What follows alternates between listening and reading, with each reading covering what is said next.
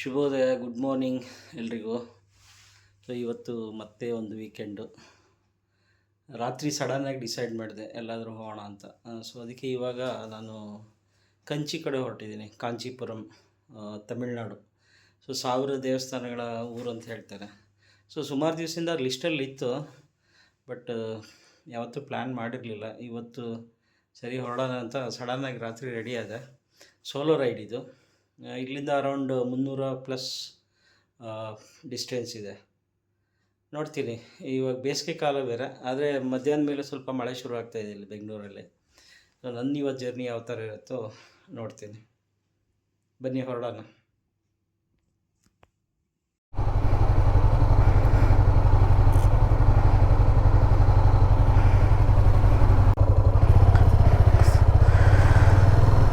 ಮತ್ತೊಮ್ಮೆ ಶುಭೋದಯ ಎಲ್ರಿಗೂ.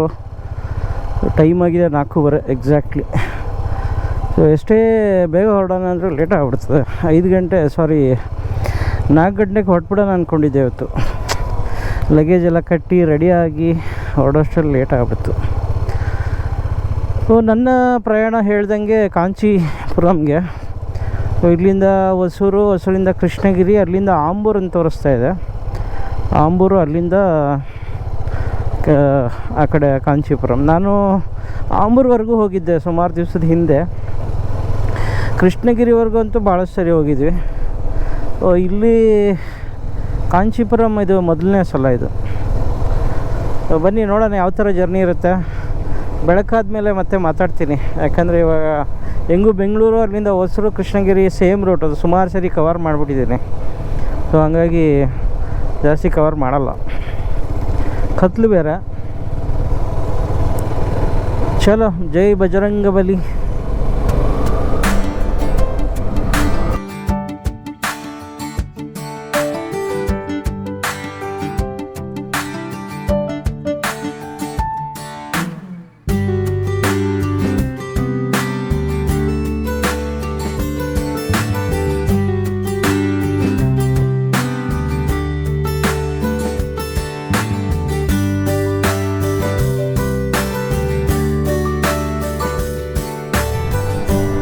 ಕರ್ನಾಟಕದಿಂದ ಇವಾಗ ತಮಿಳ್ನಾಡಿಗೆ ಎಂಟ್ರ್ ಆಗ್ತಾ ಇದ್ದೀನಿ. ಸೊ ಇಲ್ಲಿಗೆ ಬಾರ್ಡ್ರ್ ಇದು ಮುಗೀತು. ಸೊ ಮನೆ ಹೊರಟಿದ್ದು 4:15. ಈಗ ಟೈಮ್ ಆಗಿದೆ 5:40 ಆಗ್ತಾಯಿದೆ. ಸೊ ಆಲ್ಮೋಸ್ಟ್ 1 hour 10 minutes ಆಯಿತು. ನಾನು ಬಂದಿರೋದು ಬರೀ 41 ಕಿಲೋಮೀಟ್ರ್. ನೈಸ್ ರೋಡ್ 5 ಗಂಟೆ ಮೇಲೆ ಓಪನ್ ಆಗುತ್ತೆ. ಸೊ ಹಂಗಾಗಿ ನಾನು ಬನಶಂಕರಿ ಆ ಕಡೆಯಿಂದ ಬರಲೇಬೇಕು. ಒಂಥರ ಹಂಪ್ಸ್ಗಳು, ಅದು ಇದು ರೋಡ್ಗಳು, ಟ್ರಾಫಿಕ್ಕು, ಲೇಟ್ ಆಯಿತು. ಇಲ್ಲಿ ಯಾವಾಗಲೂ ಇದೊಂದು ದರಿದ್ರ ಆಯಿತು. ಇದು ಚೆಕ್ ಪೋಸ್ಟ್ ಇರುತ್ತೆ, ಯಾವಾಗಲೂ ಅಡ್ಡ ಹಾಕೊಂಡು ನಿಂತಿರ್ತಾರೆ ಇವರು ಗಾಡಿಯವರು. ಇವ್ನು ನೋಡಿ, ಇವ್ನು ದರಿದ್ರದಾನೆ, ಹೆಂಗೆ ರೋಡಿಗೆ ಅಡ್ಡ ನಿಲ್ಲಿಸ್ಬಿಟ್ಟಿದ್ದಾನೆ. ಒಂಚೂರು ಸೈಡಿಗೂ ಹೋಗಲ್ಲ ಅವರು. ಹಾಗಾಗಿ ಲೇಟ್ ಆಯಿತು. 1 ಅವರಲ್ಲಿ ಬಂದಿದ್ದು 40 ನಿಮಿಷ ಅಷ್ಟೇ, 40 ಕಿಲೋಮೀಟ್ರ್ ಅಷ್ಟೇ. ಸೊ ನನ್ನ ಟಾರ್ಗೆಟ್ ಇವತ್ತು 300+ ಇದೆ. ಆದಷ್ಟು ಬೇಗ ಹೋಗಿ ದೇವಸ್ಥಾನ ಎಲ್ಲ ಎಕ್ಸ್ಪ್ಲೋರ್ ಮಾಡೋಣ ಅಂತ. ಸೊ ಕಂಚಿ ಕಾಮಾಕ್ಷಿ ದೇವಿ ತುಂಬ ಪ್ರಸಿದ್ಧಿ ಮತ್ತು ತುಂಬ ಹೋಲಿ ಪ್ಲೇಸು. ಬಿಸಿಲು ಹೆಂಗಿರುತ್ತೆ ನೋಡಬೇಕು. ಬೆಂಗಳೂರಲ್ಲಿ ಒಂದು 2 ದಿವಸದಿಂದ ಸ್ವಲ್ಪ ಮೋಡ ಹಾಕ್ಕೊಂಡಿದೆ. ತಮಿಳ್ನಾಡಲ್ಲಿ ಈ ಕಡೆ ನಾನು ಹೋಗ್ತಾ ಇರೋದು ಕೋಸ್ಟಲ್ ಕಡೆ ಅಲ್ಲ, ಸೊ ಹಾಗಾಗಿ ಸ್ವಲ್ಪ ಶೆಕೆ ಇರ್ಬೋದು. ನೋಡ್ತೀನಿ. ಸೊ ಇನ್ನೇನು ಹೊಸೂರು ಬಂತು. ಇವಾಗ ಹೊಸೂರು ದಾಟಿ ಕೃಷ್ಣಗಿರಿಯಿಂದ ಡಿವಿಯೇಷನ್ ತಗೋಬೇಕು.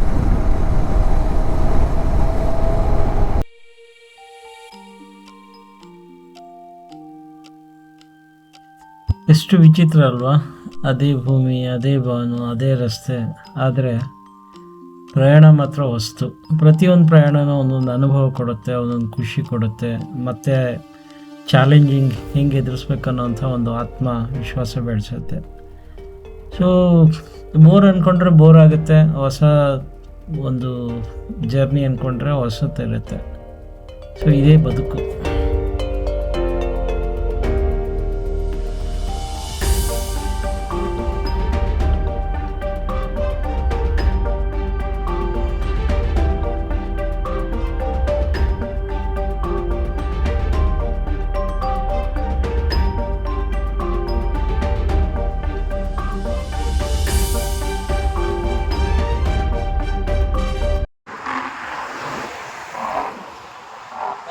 ಹೊರಟು ಒಂದು 200 ಕಿಲೋಮೀಟ್ರ್ ಬಂದೆ, ಇನ್ನೊಂದು 100 ಕಿಲೋಮೀಟ್ರ್.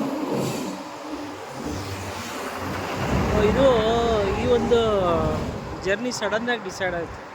ನಿನ್ನೆ ರಾತ್ರಿ ಏನು ಮಾಡೋದು, ಎಲ್ಲಿಗೆ ಹೋಗೋದು ಅಂತ. ಸೊ ಹಂಗಾಗಿ ಕಂಚಿಗೆ ಹೊರಟಿದ್ದೀನಿ. ಕಾಂಚೀಪುರಂ, ಕಂಚಿ ಏನಾದರೂ ಹೇಳ್ಬೋದು. ಇನ್ನು ಮುಂದೆ ಎಲ್ಲಾದರೂ ಒಂದು ಕಡೆ ತಿಂಡಿ ನಿಲ್ಲಿಸ್ತೀನಿ.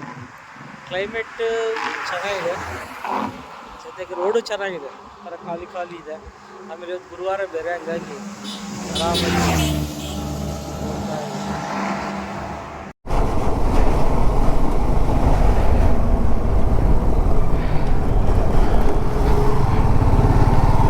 ಇದು ಬಂದ್ಬಿಟ್ಟು ವೆಲ್ಲೂರ್ ಬೈಪಾಸ್. ಇದು ಈ ಕಡೆ ಕಾಣಿಸೋದೆಲ್ಲ ವೆಲ್ಲೂರು ಸಿಟಿ.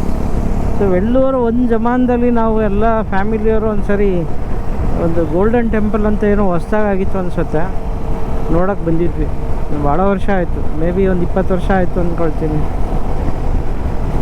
ವೆಲ್ಲೂರು ಇವಾಗ ನೆನಪಾಗ್ತಾಯಿದೆ. ಇದು ಜಿಲ್ಲೆನೇ ಇರಬೇಕು, ದೊಡ್ಡದಾಗಿದೆ. ತಿಂಡಿಗೆ ಯಾವುದು ಇನ್ನೂ ಒಳ್ಳೆ ಹೋಟ್ಲು ಸಿಗ್ತಾ ಇಲ್ಲ. ಒಂದು 2-3 ನೋಡಿದೆ, ಎಲ್ಲ ರಶ್ಶು. ಸ್ವಲ್ಪ ಎಲ್ಲಾದರೂ ಆರಾಮಾಗಿ ಕುತ್ಕೊಂಡು ತಿನ್ನೋಣ ಅಂತ ಆಸೆ. ಹುಡುಕ್ತಾ ಇದ್ದೀನಿ, ಯಾವುದು ಇನ್ನೂ ಸಿಗ್ತಾ ಇಲ್ಲ. ಟೈಮ್ ಆಯಿತು 8:40 ಆಯಿತು, 8:40, 8:45 ಆಯಿತು. ಇನ್ನೊಂದು 1 ಅವರ್ ಜರ್ನಿ ಇದೆ ಅಷ್ಟೇ. ಇನ್ನೊಂದು 60-70 ಕಿಲೋಮೀಟ್ರ್ ಇರಬೇಕು.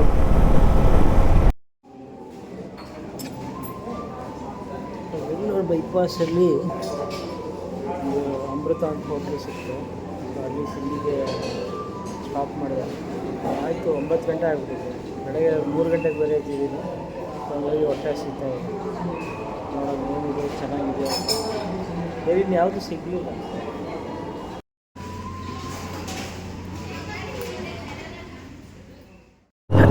ಇಲ್ಲಿ ಅಮೃತ ವೆಜ್ ಫೈನ್ ಡೈನಿಂಗ್ ಏನಿದೆ, from the house of darling ಅಂತ. ಏನೋ ಎದುರುಗಡೆನೇ ಒಂದು ಡಾರ್ಲಿಂಗ್ ಇದೆ, ಇಲ್ಲೊಂದು ಡಾರ್ಲಿಂಗ್ ಇದೆ. ಸೊ ಇಲ್ಲಿ Christian medical college Vellore, Ranipet campus. ದೊಡ್ಡದಾಗಿದೆ ಮೆಡಿಕಲ್ ಕಾಲೇಜ್. ವೆಲ್ಲೂರು ಮೋಸ್ಟ್ಲಿ ಒಳ್ಳೆ ಎಜುಕೇಷನ್ ಸೆಂಟರ್ ಇರಬೇಕು. ಸುಮಾರು ಇಂಜಿನಿಯರಿಂಗ್ ಕಾಲೇಜ್ಗಳು ಎಲ್ಲ ಇದ್ದಾವೆ. ಸೊ ಟೈಮ್ ಆಯಿತು 9:20. ಆಲ್ಮೋಸ್ಟ್ ಒಂದು ಅರ್ಧ ಗಂಟೆ ಒಳ್ಳೆ ತಿಂಡಿ ಆಯಿತು.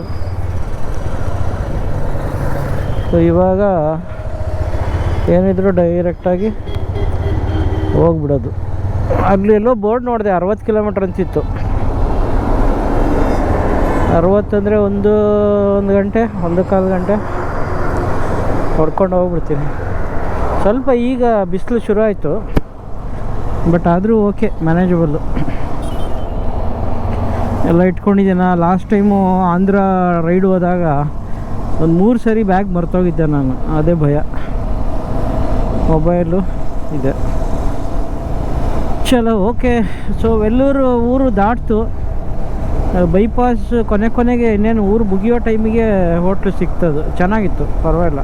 ಸ್ವಲ್ಪ ರೇಟ್ ಕಾಸ್ಟ್ಲಿ, ಆದರೆ ಚೆನ್ನಾಗಿತ್ತು. ಪೊಂಗಲ್ಲು, ಇಡ್ಲಿ, ಚಟ್ನಿಗಳು, ಆಂಧ್ರ ಮತ್ತು ತಮಿಳ್ನಾಡು ಚಟ್ನಿಗಳು ಮಾತ್ರ ಎಕ್ಸಲೆಂಟ್ ಆಗಿರ್ತವೆ.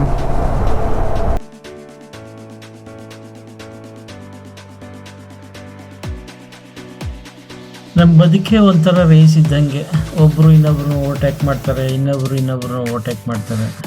ಸೊ ಕೊನೆಗೆ ಅವರವರ ಗುರಿ ಎಲ್ಲಿರುತ್ತೋ ಅಲ್ಲಿಗೆ ಹೋಗಿ ತಲುಪ್ತೀವಿ. ಸೊ ನೋಡಿ, ಈ ಹೈವೇ ನಮಗೆ ಎಷ್ಟು ಒಳ್ಳೆ ಪಾಠ ಕಲಿಸ್ತಾ ಇದೆ.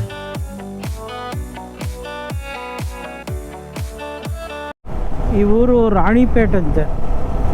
ರಾಣಿಪೇಟು ಮೋಸ್ಟ್ಲಿ ಜಂಕ್ಷನ್, ಒಂದು ದೊಡ್ಡ ಜಂಕ್ಷನ್ ಇರಬೇಕು ಟ್ರೈನ್ದು. ಪಾಪ್ಯುಲರ್ ರಾಣಿಪೇಟ್ ಅಂತ ಕೇಳಿದ್ದೀನಿ ಸುಮಾರು ಸರಿ. ಇಲ್ಲಿಂದ ಕಾಂಚೀಪುರಂ ಇನ್ನೊಂದು 46 ಕಿಲೋಮೀಟ್ರ್ ಅಂತ ತೋರಿಸ್ತು ಬೋರ್ಡು. ಮ್ಯಾಕ್ಸಿಮಮ್ 1 ಅವರ್, 9:30 ಆಗಿದೆ, 10:00ವರೆಗೆ ಹೋಗ್ಬಿಡ್ತೀನಿ. ಸೊ ಅಲ್ಲೊಂದು ಹೋಟ್ಲು ಬುಕ್ ಮಾಡಿದ್ದೀನಿ. ಹೋಟ್ಲಿಗೆ ಹೋಗಿ ಎಲ್ಲ ಲಗೇಜ್ ಇಟ್ಟು ಫ್ರೆಶ್ ಅಪ್ ಆಗಿ ಆಮೇಲೆ ದೇವಸ್ಥಾನ ಅಥವಾ ಅಲ್ಲಿ ಲೋಕಲ್ ಏನಿದೆ ಎಕ್ಸ್ಪ್ಲೋರ್ ಮಾಡಬೇಕು ಅಂತ ಅಂದ್ಕೊಂಡಿದ್ದೀನಿ. ಕಾಂಚೀಪುರಮ್ ತುಂಬ ಫೇಮಸ್ಸು. ಇವನ್ ಸ್ಯಾರಿಗೂ, ಸಿಲ್ಕ್ ಸ್ಯಾರಿಗೆ ತುಂಬ ಫೇಮಸ್ಸು. ಅದಕ್ಕೆ ಬಿಟ್ಟರೆ ಕಂಚಿ ಕಾಮಾಕ್ಷಿ. ನಾವೆಲ್ಲ ಚಿಕ್ಕವರಿದ್ದಾಗ ನಮ್ಮ ತಾಯಿಯವರು ಆಮೇಲೆ ನಮ್ಮ ಸೋದರತೆಯವರೆಲ್ಲ ಈ ಕಡೆ ಪ್ರವಾಸ ಬರೋರು ಬೀದರಿಂದ. ಅವಾಗ ಹೇಳೋರು ಕಂಚಿ, ಮಧುರೈ, ರಾಮೇಶ್ವರಂ ಅದೆಲ್ಲ ಒಂದು ಬೆಲ್ಟ್ ಮುಗಿಸ್ಕೊಂಡು ಹೋಗ್ತಾಯಿದ್ರು. ಆವಾಗೆಲ್ಲ ಅವರು ಪ್ರವಾಸ ಮಾಡ್ತಿದ್ದು ಒಂದೊಂದು ತಿಂಗಳು ಬಸ್ ಮಾಡಿಕೊಂಡು ಅದರಲ್ಲಿ ಎಲ್ಲರನ್ನ ಕರ್ಕೊಂಡು, ಸೊ ಆ ಥರ ಇತ್ತದು. ಸೊ ಆವಾಗ ನಾವೆಲ್ಲ ಕೇಳ್ತಿದ್ವಿ ಕಂಚಿ ಅಂತ ಊರಿನ ಹೆಸರು. ಸುಮಾರು ದೂರ ಬಂದೆ, ಯಾಕೋ ಕಾಂಚೀಪುರಂ ಬೋರ್ಡೇ ಕಾಣಿಸ್ತಾ ಇಲ್ಲ. ಅವಾಗೆಲ್ಲ ಕಾಣಿಸಿತ್ತು, 35, 36 ತೋರಿಸ್ತಿತ್ತು. ಇಲ್ಲಿ ಏನೂ ಇಲ್ಲ. ಇದು ಯಾವುದು ಮೊಮ್ಮಲಾಪುರಂ, ಕೆರಳಾರ್ಚಿ, ಯಾವುದಕ್ಕೂ ಒಂದು ಸರಿ ನೋಡ್ಬಿಡ್ತೀನಿ ಸುಮ್ಮನೆ, ಆಮೇಲೆ ಬೇರೆ ಕಡೆ ಹೋಗ್ಬಿಟ್ರೆ ಕಷ್ಟ.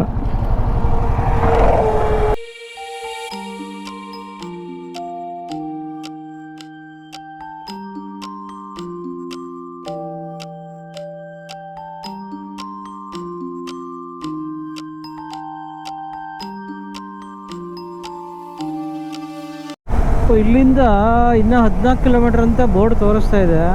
ಒಂದು ಅರ್ಥ ಆಗ್ತಾ ಇಲ್ಲ, ಫುಲ್ ಹೈವೇಗೆ ಇದೆಯಾ ಊರು? ಯಾಕಂದರೆ ಚೆನ್ನೈ ಒಂದು 75-80 ಕಿಲೋಮೀಟ್ರ್ ತೋರಿಸ್ತಾ ಇದೆ. ಇದು 14 ಕಿಲೋಮೀಟ್ರು. 14 ಕಿಲೋಮೀಟ್ರ್ ಅಂದರೆ ಹೈವೇಯಿಂದ ಎಷ್ಟು ಇರ್ಬೋದು ಅಬ್ಬಬ್ಬ ಅಂದರೆ ಒಳಗೆ? ಬಹುಶಃ ಕಾಂಚಿ ಚೆನ್ನೈ ಹೈವೇ ಅಲ್ಲೇ ಇದೆ ಅಂತ ಆಯಿತು. ನಾನು ಒಳಗಡೆ ಎಲ್ಲೋ ಬರುತ್ತೆ ಅಂದ್ಕೊಂಡಿದ್ದೆ. ಒನ್ ಡೇಗೂ ಮಾಡ್ಬೋದು 300, 600 ಕಿಲೋಮೀಟ್ರ್, ಬಟ್ ತುಂಬ ಟೈಟ್ ಆಗಿಬಿಡ್ತದೆ.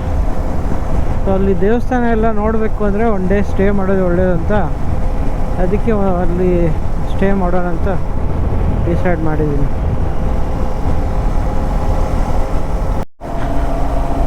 ಇಲ್ಲಿ ಡಿವಿಯೇಷನ್ ತೋರಿಸ್ತಾ ಇದೆ. ಕಾಂಚೀಪುರಂ ಕೆಳಗಿಳಿದು ಆ ಕಡೆ ರೈಟಿಗೆ ಹೋಗ್ಬೇಕಂತ ಕಾಣಿಸುತ್ತೆ. ಸೊ ಎಷ್ಟಿದೆ ಅಲ್ಲಿಂದ? 8 ಕಿಲೋಮೀಟ್ರ್ ಅಷ್ಟೇನಾ?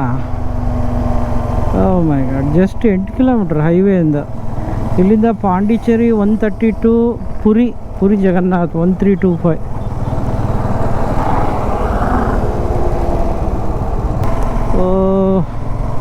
ಇನ್ನೊಂದು 5 ಕಿಲೋಮೀಟ್ರ್ ಇದೆ ಅಷ್ಟೇ.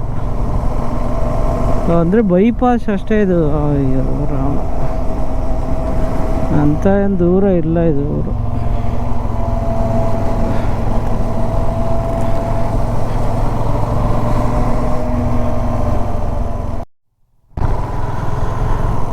ಇಷ್ಟೊತ್ತು ಹೈವೇ ಒಂಥರ ರೇಸ್ ಕುದುರೆ ಓಡಿಸ್ದಂಗೆ ಓಡಿಸಿ ಇವಾಗ ಒಂಚೂರು ರಿಲ್ಯಾಕ್ಸ್ ಇರೋ ರೋಡಿಗೆ ಬಂದಂಗೆ ಆಯಿತು. ಬೆಳಗ್ಗೆ ಮನೆ ಬಿಟ್ಟು ಹತ್ತಿ ಮೇಲೆ ಹೊಸೂರು ದಾಟಿದ ಮೇಲೆ ಫುಲ್ಲು ಒಳ್ಳೆ ಜೋರಾಗಿದೆ ಹೈವೇ. ಆಮೇಲೆ ಇಲ್ಲಿಂದ ಕಾಂಚಿಗೆ ಈ ಕಡೆ ಟರ್ನ್ ತಗೊಂಡ್ಮೇಲೆ ಇದು ಒಂಥರ ಸೈಲೆಂಟ್ ಆಗೋಯ್ತು ರೋಡು. ಸೊ ಇಲ್ಲಿ ಹೋಟ್ಲು ಯಾವ್ದು ಬುಕ್ ಮಾಡಿದ್ದೀನಿ ನೋಡ್ತೀನಿ, ಅದಕ್ಕೆ ಮ್ಯಾಪ್ ಹಾಕ್ಕೊಂಡು ಹೋಗಿ ಒಂದು ಸ್ವಲ್ಪ ರಿಲ್ಯಾಕ್ಸ್ ಮಾಡಿ ಆಮೇಲೆ ದೇವಸ್ಥಾನ ನೋಡೋಕೆ ಹೋಗ್ತೀನಿ.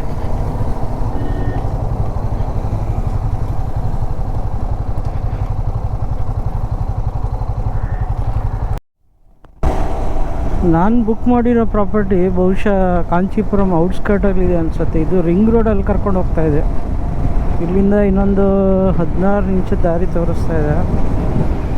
ಕಾಂಚೀಪುರಂ ಜಿಲ್ಲೆನೋ ಅಥವಾ ತಾಲೂಕು ಗೊತ್ತಿಲ್ಲ, ದೊಡ್ಡದಾಗಿದ್ದಂಗಿದೆ. ಯಾಕಂದರೆ ಇಷ್ಟು ದೊಡ್ಡ ರಿಂಗ್ ರೋಡ್ ಮಾಡಿದ್ದಾರೆ, ಬಹುಶಃ ದೊಡ್ಡದಾಗೇ ಇರಬೇಕು. ಹೈವೇಯಿಂದ ಇವಾಗ ಒಳಗೆ ಕರ್ಕೊಂಬಂದ್ಬಿಡ್ತು. ಸೊ ಯಾವುದೋ ಹಳ್ಳಿ ದಾರಿ ಇದು. ನಾನು ಅಲ್ಲಿವರೆಗೂ ಬಂದಿದ್ದು ರಿಂಗ್ ರೋಡ್ ಇರಬೇಕದು. ಇಲ್ಲಿಂದ ಇನ್ನು 13 ನಿಮಿಷ ಅಂತೆ. 3 ಕಿಲೋಮೀಟ್ರ್ 4 ಕಿಲೋಮೀಟ್ರ್ ತೋರಿಸ್ತಾ ಇದೆ. ಆಮೇಲೆ ಇಲ್ಲಿ ಹೀಗೆ ಗಮನಿಸಿದೆ, ಇಂಥ ಮೇನಲ್ಲೂ ಭತ್ತ ನಾಟಿ ಮಾಡ್ತಾಯಿದ್ದಾರೆ. ಬಹುಶಃ ಯಾವುದೋ ನದಿ ಬೇರೆ ಇದೆ, ಯಾವುದು ಕಾವೇರಿ ನದಿ ಇದೆಯೋ ಯಾವ ನದಿಯೋ ಗೊತ್ತಿಲ್ಲ. ಸೊ ಎಲ್ಲ ನೀರಾವರಿ ಎಷ್ಟು ಚೆನ್ನಾಗಿದೆ ನೋಡಿ. ಇಂದ ನೀರು ಹಬ್ಬ, ಇಂಥ ಬೇಸಿಗೆಯಲ್ಲಿ ಭತ್ತ ನಾಟಿ ಮಾಡಬೇಕಂದ್ರೆ ಎಷ್ಟು ಪುಣ್ಯವಂತರು ಇವರು.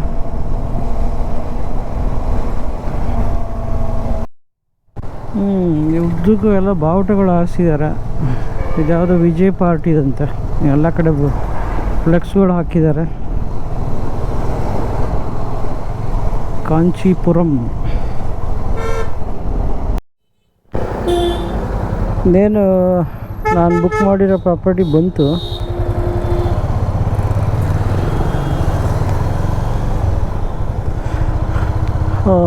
ಆದಿ ರೆಸಿಡೆನ್ಸಿ ಅಂತೆ. ಮೋಸ್ಟ್ಲಿ ಇದು ದೇವಸ್ಥಾನ ರೋಡೇ ಇರ್ಬೋದು. ಸೊ ಕರೆಕ್ಟಾಗಿ 10:50 ಬಟ್ ಇವನು ಚೆಕ್ಕಿನ್ ಇರೋದು 12 ಗಂಟೆಗೆ. ಏನು ಮಾಡ್ತಾನೋ ಗೊತ್ತಿಲ್ವಾ? ಸರಿ, ವಿಚಾರಿಸ್ತೀನಿ ಯಾವುದಕ್ಕೂ. ಸ್ವಲ್ಪ ಹೊತ್ತು ರೂಮಲ್ಲಿ ರಿಲ್ಯಾಕ್ಸ್ ಮಾಡಿಬಿಟ್ಟು ಲಾಡ್ಜ್ ಹಿಂದ್ಗಡೆನೇ ಇದು ಒಂದು ದೇವಸ್ಥಾನ ಇದೆ. ಇದು ಹೆಸರು ಏನೋ ಹೇಳಿದ್ರಪ್ಪ, ಅರುಳುಮಿಗು ದೇವರಾಜ ಸ್ವಾಮಿ. ಅಲ್ಲಿಗೆ ಬಂದಿದ್ದೀನಿ.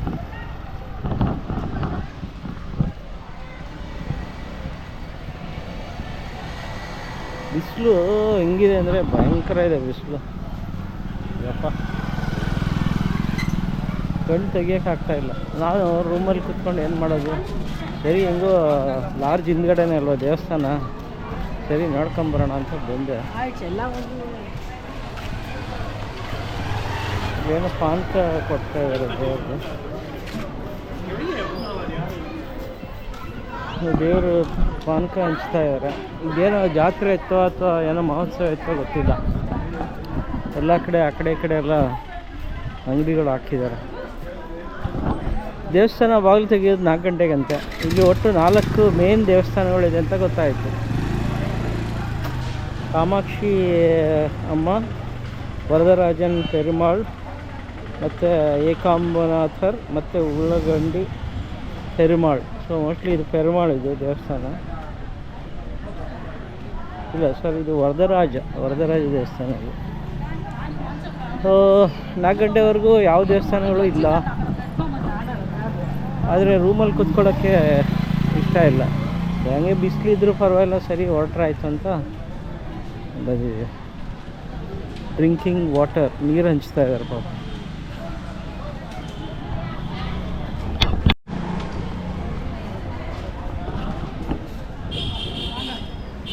ಪ್ರಸಾದ.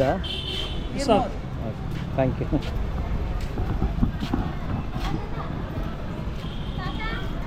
ಸೊ ಇಲ್ಲಿ ಅವ್ರು ಪ್ರಸಾದ ಮಜ್ಜಿಗೆ ಕೊಡ್ತಾ ಇದ್ದಾರೆ. ಹಬ್ಬ, ಈ ಬಿಸಿಲಲ್ಲಿ ಒಳ್ಳೆ ತಣ್ಣಗಿದೆ. ಯಾವುದೋ ಮಠ ಇದೆ ಇದು, ಅತಿಥಿ ದೇವೋಭವ, ಅಷ್ಟು ಚೆನ್ನಾಗಿದೆ.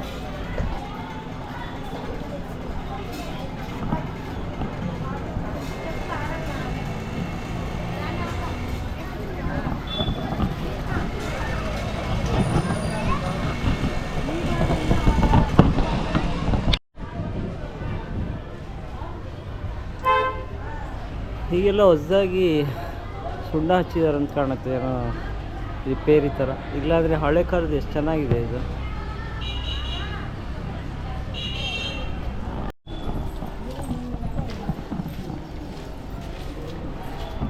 ಇದು ಹೆಬ್ಬಾಗಿದು.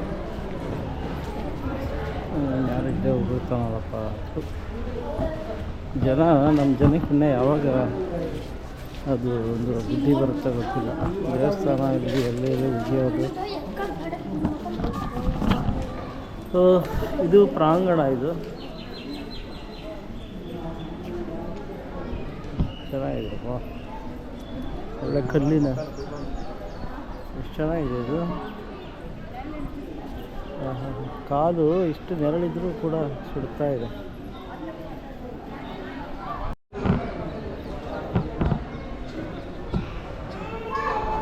ಇದು ಒಳಗಡೆಯಿಂದ ಈ ಥರ ಕಾಣಿಸ್ತಾ ಇದೆ. ದೇವಸ್ಥಾನ ಅರುಳುಮಿಗು ದೇವರಾಜ ಸ್ವಾಮಿ. ಚೆನ್ನಾಗಿದೆ ಒಂಥರ. ಇದು 1000 ಕಂಬದ ದೇವಸ್ಥಾನ ಇದೆ. ಸಾರಿ, 100 ಪಿಲ್ಲರ್ ಮಂಟಪ. ಮಂಟಪ ಎಲ್ಲ ಚೆನ್ನಾಗಿದೆ. Entry ticket. ಜನ ಎಲ್ಲ ರಿಲ್ಯಾಕ್ಸ್ ಮಾಡ್ತಾಯಿದ್ದಾರೆ, ಯಾಕಂದರೆ ದೇವಸ್ಥಾನ 4 ಗಂಟೆಗೆ ತೆಗಿಯೋದಂತ. ಹಾಗಾಗಿ ಎಲ್ಲ ರಿಲ್ಯಾಕ್ಸ್ ಮಾಡ್ತಾ ಇದ್ದಾರೆ. ಅದು ಇರ್ಬೇಕು ಮೇನ್ ದೇವಸ್ಥಾನ ಅಂದ್ಕೊಳ್ತೀನಿ, ಅಥವಾ ಇದು ಸಾರಿ ಇದು ಇರಬೇಕು, ಎದುರುಗಡೆ ಕಾಣಿಸ್ತದಲ್ಲ ಇದು.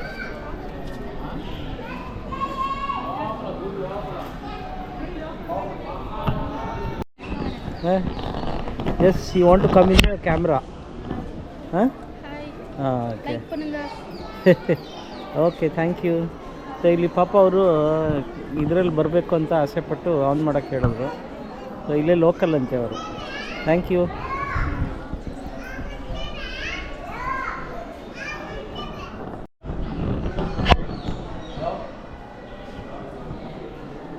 ಇದು 100 ಕಂಬದ ಬಸೀದಿ, ಸಾರಿ 100 ಕಂಬದ ಮಂಟಪ ಇದು. ಎಲ್ಲ ಜನ ರಿಲ್ಯಾಕ್ಸ್ ಮಾಡ್ತಾ ಇದ್ದಾರೆ, ಬಿಸಿಲು ಬೇರೆ. ಕೆಲವರು ಊಟ ಮಾಡ್ತಾಯಿದ್ದಾರೆ, ಕೆಲವರು ನಿದ್ದೆ ಮಾಡ್ತಾಯಿದ್ದಾರೆ. ದೇವಸ್ಥಾನ ಓಪನ್ ಆಗೋಕ್ಕೆ ಕಾಯ್ತಾ ಇದ್ದಾರೆ.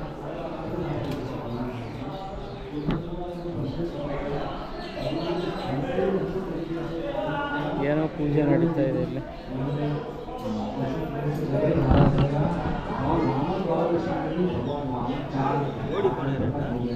ಪುಷ್ಕರಣಿ ನೋಡಿ ಎಷ್ಟು ಚೆನ್ನಾಗಿದೆ. ವಾವ್,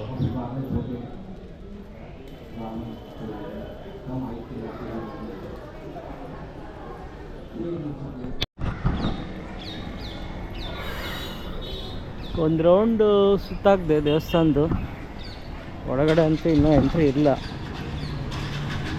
ನೋಡೋಣ, ಸಾಯಂಕಾಲ ಟೈಮ್ ಇದ್ದರೆ ಇನ್ನೊಂದು ಸರಿ ಬಂದು ದರ್ಶನ ಮಾಡಿದ್ರೆ ಆಯಿತು ಅಂತ ಅದಕ್ಕೆ ಹೊರಟೆ. ಇವಾಗ ಒಟ್ಟು 4ರಲ್ಲಿ 1 ಆಯಿತು, ಇನ್ನು 3 ಇದೆ.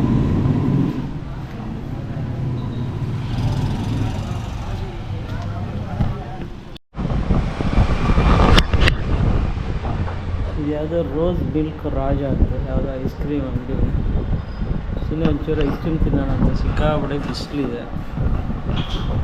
ಬಿಸಿಲಿರೋದ್ರಿಂದ ಸ್ವಲ್ಪ ತಣ್ಣಗೆ ಮಾಡ್ಕೊಳ್ಳೋಣ.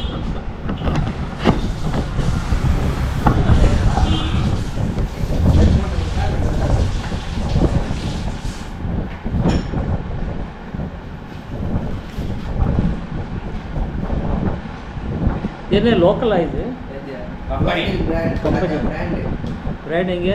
ಎಲ್ಲವರು? ಚೆನ್ನೈ.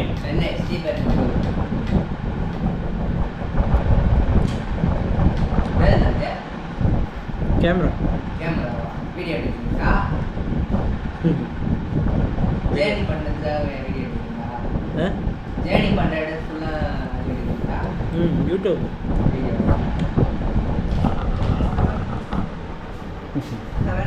ಬೇಡ திருப்பி ಎಂದ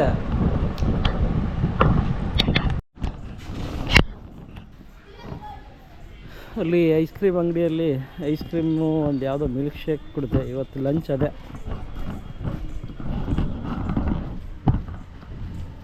ಅಯ್ಯಪ್ಪ, ಬಿಸಿಲಿಗೆ ಎಷ್ಟು ಸುಸ್ತಾಗ್ತಾಯಿದೆ ಅಂದರೆ ತುಂಬ ಸುಸ್ತಾಗ್ತಾಯಿದೆ. ರೂಮ್ಗೆ ಹೋಗ್ಬಿಟ್ಟು ಇನ್ನೊಂದು ಸ್ವಲ್ಪ ರಿಲ್ಯಾಕ್ಸ್ ಮಾಡಿ ಆಮೇಲೆ 4 ಗಂಟೆಗೆ ಹೊರಡ್ತೀನಿ. ಇಲ್ಲಿಂದ ದೇವಸ್ಥಾನಗಳು ತುಂಬ ದೂರ ಇದ್ದಾವೆ, 5 ಕಿಲೋಮೀಟ್ರ್ ಇದೆ. ಸೊ ಹಾಗಾಗಿ 1-2 ಕಿಲೋಮೀಟ್ರ್ ನಡ್ಕೊಂಡು ಹೊರಡೋಣ ಅಂದ್ಕೊಂಡೆ, ಆದರೆ ದೂರ ಇದೆ.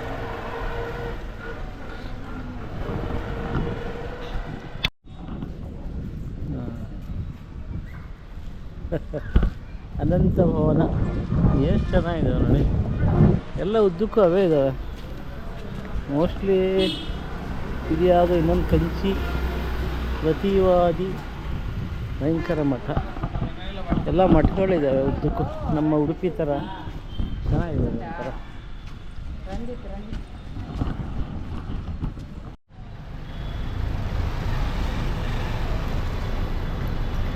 Good evening.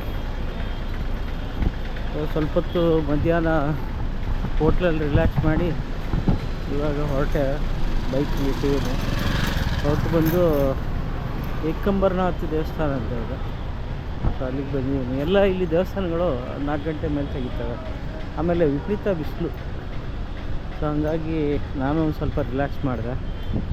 ಏಕಂಬರನಾಥ ಟೆಂಪಲ್ ಎಷ್ಟು ಚೆನ್ನಾಗಿದೆ. ಎಲ್ಲ ಒಂದೇ ಥರ ಸ್ಟ್ರಕ್ಚರ್ ಇರುತ್ತೆ.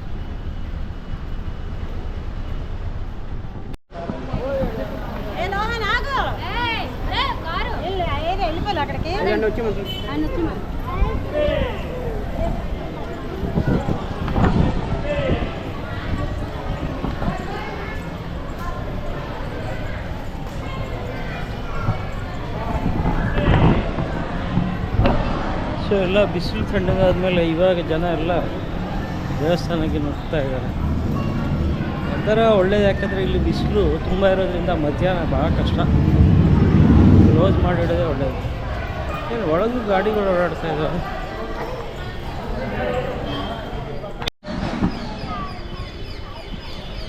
ಒಳಗಡೆ ಬಂದರೆ ಈ ಥರ ಅಲ್ಲೊಂದು ದೇವಸ್ಥಾನ ಇದೆ. ಆಮೇಲೆ ನಾವು ಈ ಗೋಪುರದಿಂದ ಒಳಗೆ ಬಂದ್ವಿ. ಇಲ್ಲೂ ಒಳಗೆ ಎಲ್ಲ ಸುಮಾರು ಪಾರ್ಕಿಂಗ್ ಎಲ್ಲ ಮಾಡಿದ್ದಾರೆ. ಏನು ಹೇಳ್ತೀನಿ, ಸೊ ಮೇನ್ ದೇವಸ್ಥಾನ ಇಲ್ಲಿರಬೇಕು ಒಳಗೆ. ಕ್ಯಾಮ್ರಾ ಒಳಗಡೆ ಬಿಡ್ತಾರೋ ಇಲ್ಲ ಗೊತ್ತಿಲ್ಲ, ನೋಡ್ತೀನಿ ಎಷ್ಟರವರೆಗೂ ಬಿಡ್ತಾರೋ ಅಲ್ಲಿವರೆಗೂ ಕವರ್ ಮಾಡ್ತೀನಿ. ಏಕಂಬರನಾಥ ದೇವಸ್ಥಾನ ಪ್ರಾಂಗಣಗಳು ಚೆನ್ನಾಗಿದ್ದಾವೆ. ಒಂಥರ ಸಾಯಂಕಾಲ ಹೊತ್ತು ಕೂತ್ಕೊಳ್ಳೋಕೆ ಚೆನ್ನಾಗಿರ್ತವೆ. ಇದೆಲ್ಲ ಎದುರಿಗೆ ಕಲರ್ ಹೊಸದಿರಬೇಕು. ಹಳೆ ದೇವಸ್ಥಾನ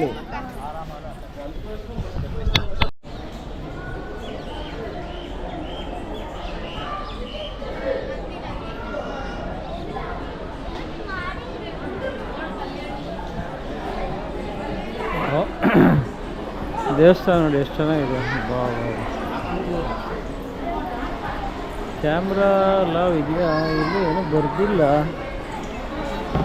ಅದು ಬೇರೆ ಕೈಯಲ್ಲಿ ಒಂಥರ ಎಲ್ರಿಗೂ ಎದ್ದು ಕಾಣಿಸುತ್ತೆ. ಅದು ಒಂದು ಸಮಸ್ಯೆ. ಜನ ಎಲ್ಲ ದರ್ಶನ ಮಾಡ್ಕೊಂಡು ಕುತ್ಕೊಂಡಿದ್ದಾರೆ.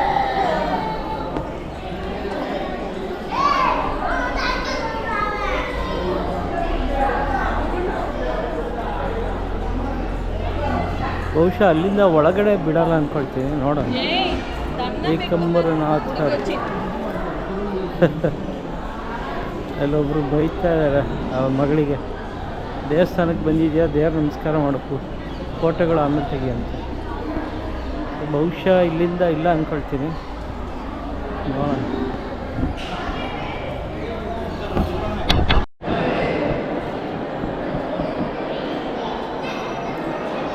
ಎಷ್ಟು ಚೆನ್ನಾಗಿದೆ ಇದು ದೇವಸ್ಥಾನ ಎಲ್ಲ. Way to exit. ನಾನು ಯಾವ ಕಡೆಯಿಂದ ಬಂದೆ? ಒಳಗಡೆ ಕ್ಯಾಮ್ರಾ ಅಲೋ ಇದೆಯಲ್ಲ ಗೊತ್ತಿಲ್ಲ, ಎಲ್ಲ ಜನ ತಗೊಳ್ತಾ ಇದ್ದಾರೆ, ನೋಡೋಣ. ಒಂಥರ ಎಲ್ಲ ಸ್ಟ್ರಕ್ಚರ್ಗಳು ಸೇಮ್, ಮಧುರೈ, ರಾಮೇಶ್ವರಂ ಎಲ್ಲ ದ್ರಾವಿಡ ಶೈಲಿ. ಚೆನ್ನಾಗಿರುತ್ತೆ ಒಂಥರ ನೋಡೋಕ್ಕೆ.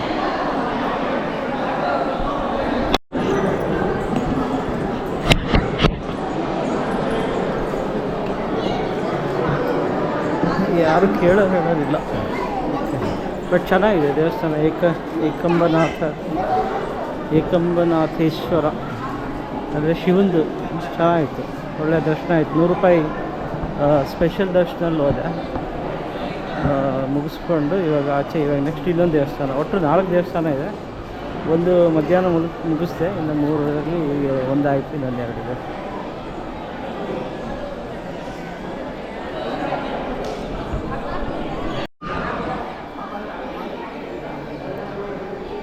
ಇಲ್ಲೂ ಪುಷ್ಕರಣಿ ಇದೆ. ಈ ಎಲ್ಲ ದೇವಸ್ಥಾನಗಳಲ್ಲಿ ಪ್ರತಿ ದೇವಸ್ಥಾನದಲ್ಲೂ ಒಂದೊಂದು ಪುಷ್ಕರಣಿ ಇದ್ದೇ ಇದೆ.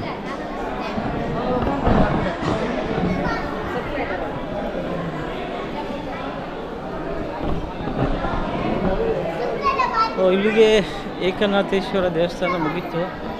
ಇವಾಗ ಮತ್ತೆ ಮುಂದೆ ಪ್ರಯಾಣ ಬೆಳೆಸ್ತೀನಿ.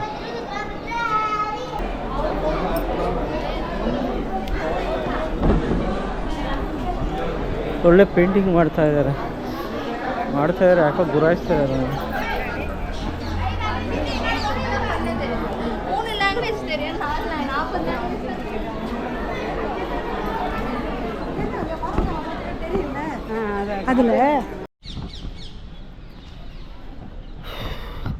ಏಕನಾಥೇಶ್ವರ ದೇವಸ್ಥಾನದ ಒಳಗಡೆನೆ ಯಾವುದೋ ಒಂದು 100 ಕಂಬದ್ದು ಮಂಟಪ ಇದೆ. ಸೊ ಅಲ್ಲಿಗೆ 10 ರೂಪಾಯಿ ಎಂಟ್ರಿ ಫೀಸ್ ಕೊಟ್ಟು ಒಳಗೆ ಬಂದೆ. ಇದೇನು ಪುಷ್ಕರಣಿ ಯಾಕೋ ಒಣಗೋಗ್ಬಿಟ್ಟಿದೆಯಲ್ಲ, ನೀರೇ ಇಲ್ಲ. ಸೊ ಎಲ್ಲ ದೇವಸ್ಥಾನದಲ್ಲಿ ಇನ್ನೊಂದು ಗಮನಿಸಿದ್ದೇನೆಂದರೆ ಪುಷ್ಕರಣಿ ಪ್ಲಸ್ 100 ಕಂಬದ್ದು ಮಂಟಪ.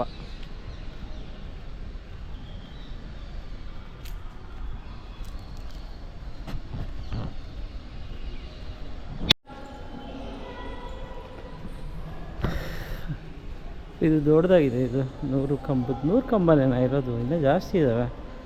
ಹೆಸರು ಯಾಕೆ ಹಂಗೆ ಇಟ್ಟಿದ್ದಾರೆ 100 ಕಂಬದ್ದು? ಓ ಇಲ್ಲಿ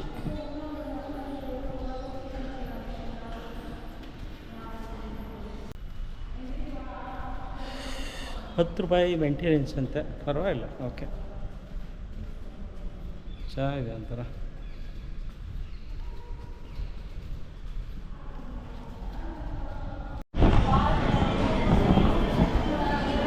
ಇವಾಗ ಮುಂದೆ ಉಳಗಾಂಡ ದೇವಸ್ಥಾನಕ್ಕೆ, ಉಳಗಾಂಡ ಅಂತ ದೇವಸ್ಥಾನ ಇಲ್ಲಿಂದ 1.5 ಕಿಲೋಮೀಟ್ರ್ ಅಂತ, ಅಲ್ಲಿಗೆ ಹೋಗ್ತೀವಿ ನಾವು. ಬಹುಶಃ ಮೀನಾಕ್ಷಿ ಅಮ್ಮನ ದೇವಸ್ಥಾನ ತುಂಬ ರಶ್ ಇರ್ಬೋದು, ಇಲ್ಲಿ ಸುಮಾರಾಗಿದೆ. ನಾನು ಬೇಕು ಅಂತಲೇ ಅದು ಲಾಸ್ಟಿಗೆ ಇಟ್ಕೊಂಡಿದ್ದೀನಿ, ಯಾಕಂದರೆ ಸಾಯಂಕಾಲ ಹೊತ್ತು ಆರಾಮಾಗಿ ರಿಲ್ಯಾಕ್ಸಾಗಿ ಓಡಾಡಿಕೊಂಡು, ದೊಡ್ಡದಾಗಿದೆ ತುಂಬ.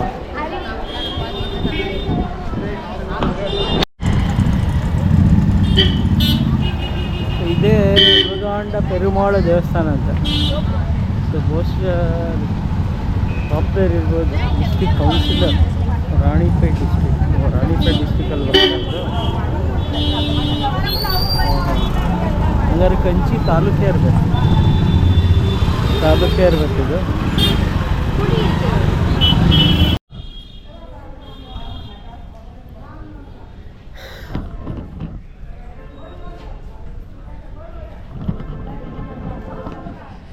ಒಳಗಡೆ ಅಲ್ಲಿ ಪರ್ಮಿಷನ್ ಇರಲಿಲ್ಲ, ಚೆನ್ನಾಗಿದೆ ಒಂಥರ ದೇವಸ್ಥಾನ, ಚಿಕ್ಕದು, ಜನ ಏನು ಜಾಸ್ತಿ ಇಲ್ಲ, ಹಂಗೆ ಡೈರೆಕ್ಟ್ ಎಂಟ್ರಿ. ಸೊ ಉಳಗಾಂಡ ಪೆರುಮಾಳ ದೇವಸ್ಥಾನ ಇದು. ಸೊ ಇಲ್ಲಿಂದ ಇವಾಗ ನೆಕ್ಸ್ಟು ಮೀನಾಕ್ಷಿ ಅಮ್ಮನ ದೇವಸ್ಥಾನ, ಮೇನ್ ಏನು ಕಂಚಿ ಯಾವುದು ಪ್ರಖ್ಯಾತಿ ಇದೆಯೋ ಆ ದೇವಸ್ಥಾನ ನೋಡೋಕೆ ಹೋಗ್ಬೋದು.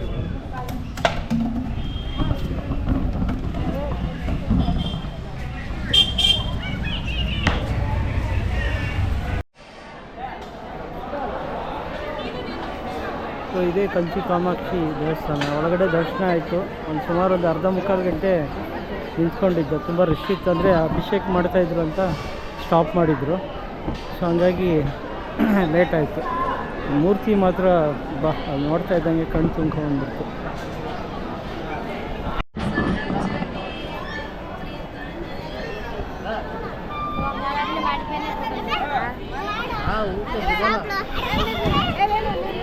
ಇವಾಗ ತಣ್ಣ ಗಾಳಿ ಬೀಸ್ತಾ ಇದೆ. ಇದೇ ಮೇನ್ ಗೋಪುರ ಹಿಂದ್ಗಡೆ ಕಾಣಿಸ್ತಾ ಇದೆ. ದೇವಸ್ಥಾನದ ಒಳಗಡೆ ಸೇಮ್ ಎಲ್ಲ ಒಂದೇ ಥರ ಕಲ್ಲು ಮಂಟಪಗಳು ಎಲ್ಲ, ದಕ್ಷಿಣ ಭಾರತದ ಎಲ್ಲ ದೇವಸ್ಥಾನಗಳು ಒಂದೇ ಥರ ಇದೆ. ಸೊ ಇಲ್ಲಿಗೆ ನನ್ನ ಕಾಂಚೀಪುರಂ ಬಂದಿರೋ ಎಲ್ಲ ದೇವಸ್ಥಾನಗಳು ಮುಗೀತು. ಆಮೇಲೆ ನಾಳೆ ಏನು ಮಾಡೋದು ಗೊತ್ತಿಲ್ಲ.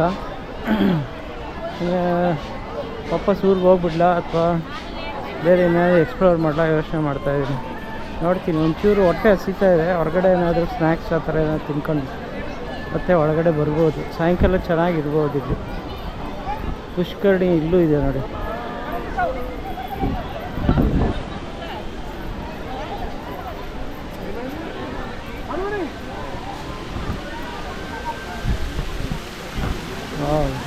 ಇದು ತುಂಬ ಆಳ ಇದ್ದಂಗಿದೆ. ಆಮೇಲೆ ಇಲ್ಲಿ 4 ಕಡೆ ದ್ವಾರ ಇದೆ ನೋಡಿ. 1, 2, 3, ನಾನು ಬಂದಿರೋದು 4. ಸೊ 4 ಕಡೆಯಿಂದನೂ ನಾವು ಎಂಟ್ರ್ ಆಗ್ಬೋದು. ಪೂರ್ವ ದ್ವಾರ, ಪಶ್ಚಿಮ, ಉತ್ತರ, ದಕ್ಷಿಣ.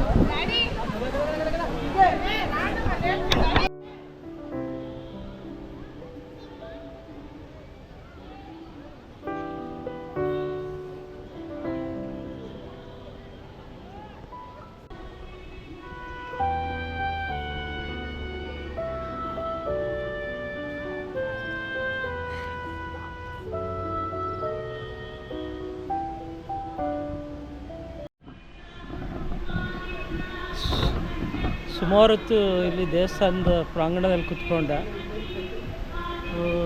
ಇನ್ನೂ ಟೈಮ್ ತುಂಬ ಇದೆ, ಏನು ಮಾಡೋದು ಗೊತ್ತಿಲ್ಲ.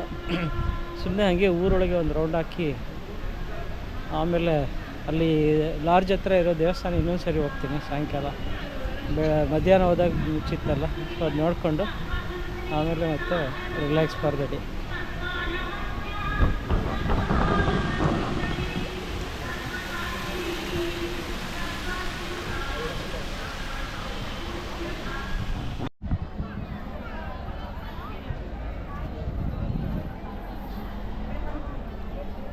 ನಾನು ಮತ್ತೆ ವಾಪಸ್ ಮಧ್ಯಾಹ್ನ ಬಂದಿದ್ದಲ್ಲ ಅದೇ ದೇವಸ್ಥಾನಕ್ಕೆ ಬಂದೆ. ಲೈಟಿಂಗ್ ಎಲ್ಲ ಇಲ್ಲೇನೋ ಬ್ರಹ್ಮೋತ್ಸವ ನಡೀತಾ ಇದೆ ಅಂತ 8 ದಿವಸ. ಸೊ ಹಂಗಾಗಿ ಎಲ್ಲ ಕಡೆ ಲೈಟಿಂಗ್ ಹಾಕಿದ್ದಾರೆ. ನನಗೆ ಯಾಕೋ ಈ ದೇವಸ್ಥಾನ ತುಂಬ ಇಷ್ಟ ಆಯಿತು. ಒಂದು ಇಲ್ಲಿ ಪ್ರಾಂಗಣ ಎಲ್ಲ ಒಂಥರ ವಿಶಾಲವಾಗಿದೆ, ಆಮೇಲೆ ಇಲ್ಲಿ ಯಾವುದೇ ರಿಸ್ಟ್ರಿಕ್ಷನ್ ಇಲ್ಲ, ಆರಾಮಾಗಿ ಕುತ್ಕೋಬೋದು. ಜನ ಎಲ್ಲ ನೋಡಿ ಎಷ್ಟು ಆರಾಮಾಗಿ ಕುತ್ಕೊಂಡಿದ್ದಾರೆ. ಲೈಟಿಂಗ್ ಎಲ್ಲ ಎಷ್ಟು ಚೆನ್ನಾಗಿದೆ.